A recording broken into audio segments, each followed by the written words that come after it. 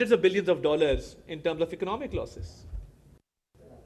And we're a nation where not only officers of our armed forces, Jawans of our armed forces, law enforcement agencies, civilians, but our children have given sacrifices. You've seen the APS Peshawar attack. You've seen the attack recently on a school bus in Khuzdar in Balochistan. No other nation can claim that their children have also laid down their lives in this war against terrorism. So what was the difference? As rightly pointed out, before the May 2025 war and right after the war, it was great diplomatic efforts, reaching out to friendly countries and clearly explaining the situation that we are faced with. And it takes skillful diplomacy, and it takes a lot of courage and effort to get the message across. So I think those diplomatic efforts must really be acknowledged. And you saw that when the escalation started in May 2025, the Prime Minister led from the front, and you could see him interacting with ambassadors from different countries and reaching out and explaining the situation on ground. And the turning point in this escalation was that when speaking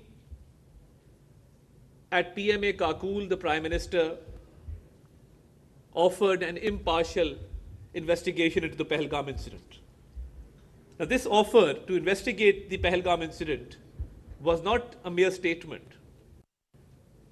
It actually proved that Pakistan had clean hands, that Pakistan had nothing to do with the Pahelgam incident. And when this statement was made loud and clear, I think we made it evident to the world that we are not only willing to cooperate with an investigation, but we are actually eager for an investigation into the incident. Because a country which suffers terrorism cannot promote terrorism. These two contradictory sides cannot go together. So I think that really turned around the tide, and we received overwhelming support from across the globe. And a lot of friendly countries not only supported Pakistan, but they clearly stated that since Pakistan has offered an investigation, there is no more room for further escalation. But India had nefarious designs as always. And when we look back, we see that how the two-nation theory has become strengthened after May 2025, because India had hegemonic designs. India had this false notion of rising India, this false notion of being the leader in South Asia, or if I may be allowed to say, a bully in South Asia. But Pakistan, as always, proved to be a balancing factor in this region, a neutralizing factor in the region, because a war which we never desired was imposed upon us. And when that war was imposed upon us, we've hardly seen this kind of synergy and cohesion. The whole nation came together behind our valiant armed forces. And we rose above our political differences. Yes, there is a political divide in the country. Yes, there is polarization.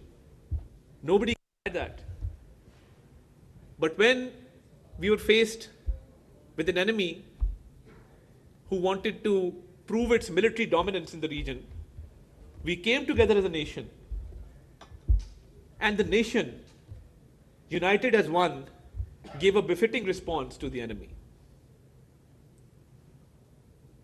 And the armed forces led by Field Marshal Sayyid Asim Munir defeated an enemy 4 times as big as Pakistan. And India suffered a humiliating defeat, which they are still not able to digest. Just a few days ago, I did a press conference in which we revealed that they're still trying to hatch certain conspiracies. And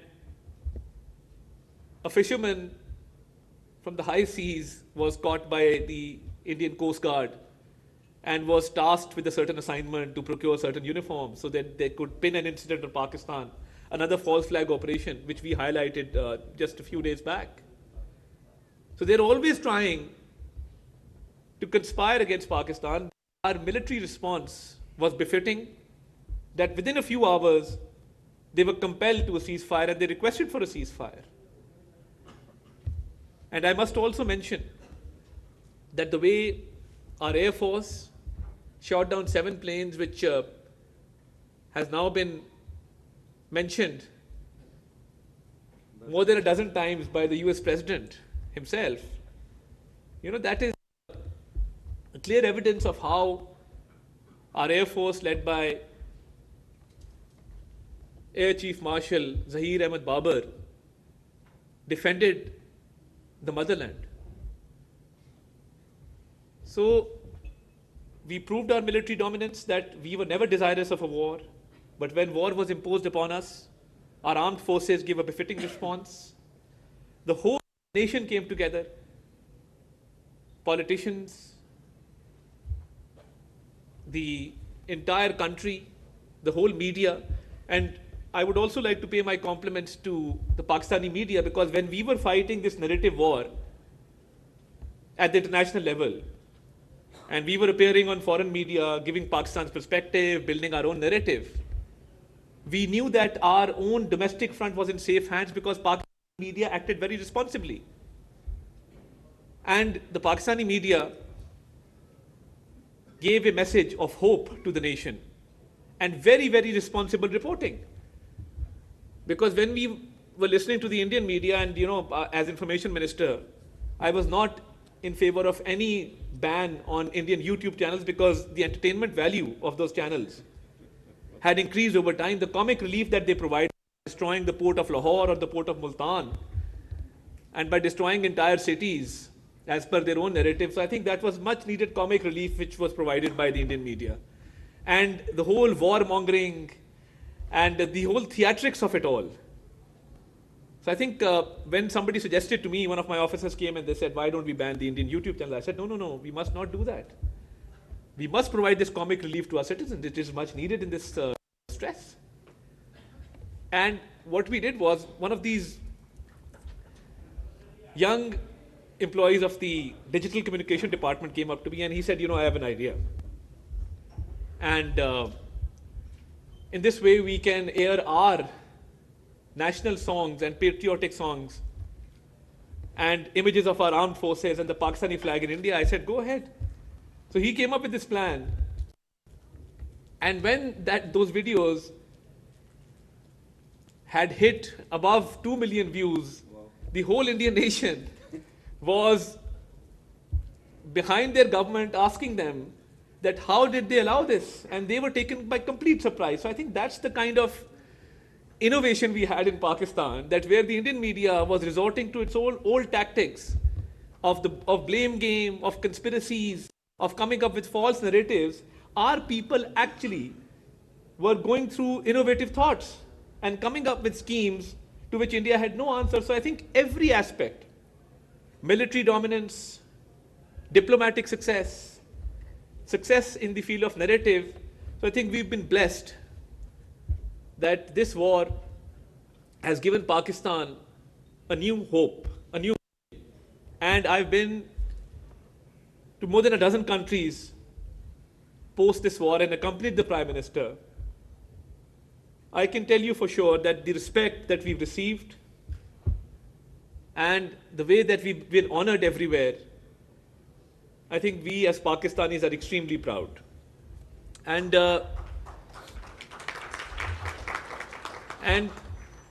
when we talk about the diaspora, we interact with people from the Middle East, people settled in North America, in Europe, in Australia. The way these people are treated has also been changed. So they also go out with a new hope, with a new vigor. So I think that's the kind of change that we've witnessed, where the Pakistani diaspora, the Pakistani expatriates have received a lot of respect across the globe. And who can forget that right after the war, we saw images on social media of people celebrating Pakistan's victory on the streets of Istanbul, on the streets of Baku, elsewhere in the world. So those were very heartwarming images. So when we talk about diplomatic successes, it is skillful diplomacy before the war, during the war, and after the war, which still continues and which has really given Pakistan an advantage. And I used to see the Indian Foreign Secretary appear on television with a long face and hopelessness because they had no story to tell. Because when you come up with false narratives, it is very difficult to defend one's own stance. And when your stance is based on conspiracy, falsehood, and contradictory claims, that leads to diplomatic failure. So where we celebrate Pakistan's diplomatic success, we must also realize that India has suffered diplomatic failure because of false narratives, because of a false stance, because of inherent contradictions in its policy. And that false notion of rising India, fell flat on its face, and the whole world witnessed that. And I would also like to add that the historic strategic mutual defense agreement between Pakistan and Saudi Arabia has been celebrated at home as well as in Saudi Arabia, because every Pakistani dreams of protecting the most holiest sites of Islam, and I think we've been blessed having been granted that honor. And that strategic mutual defense agreement will go down in history as one of the most important achievements in our diplomatic history. And this recent visit to Saudi Arabia, where the economic strategic framework was launched, I think it's a great success in terms of enhancing Pakistan's FDI, enhancing trade, and taking Pakistan's trade deficit into a surplus. So I think Pakistan is now open for business. Pakistan has a good story to tell.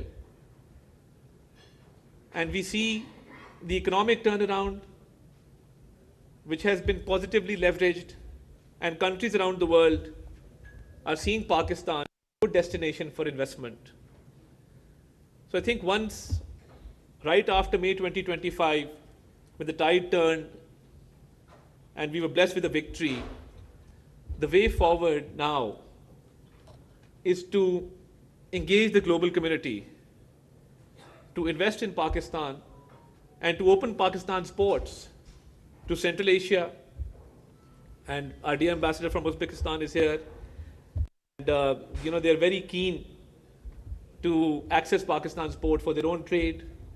So I think we must work tirelessly to ensure that we get maximum benefit from our seaports. We've been blessed with warm water ports, and encourage more foreign direct investment in Pakistan and use our diplomatic skills to reach new heights in the economic field. So this is an ongoing situation in which Pakistan's diplomacy has not only succeeded, but it continues to reach new heights, and we've engaged our friendly countries. And I would also like to pay my compliments to the Prime Minister because of his personal rapport and chemistry and the way that he's engaged world leaders in this entire situation. I think kudos to him. And even recently, when President Donald Trump asked him to speak out of all the leaders of the world who were present there, so I think it was an honor for Pakistan, and especially for Pakistanis residing in the United States. They must have felt a sigh of relief. They must have realized that there is hope for Pakistan.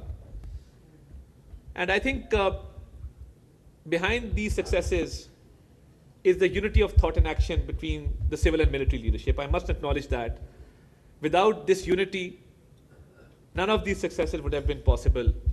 And we hope that this unity continues so that Pakistan, which has rightly claimed its place, a respectable place in the community of nations, can prosper, and the people of Pakistan, wherever they may be in the world, can walk with their heads held high that we are Pakistanis and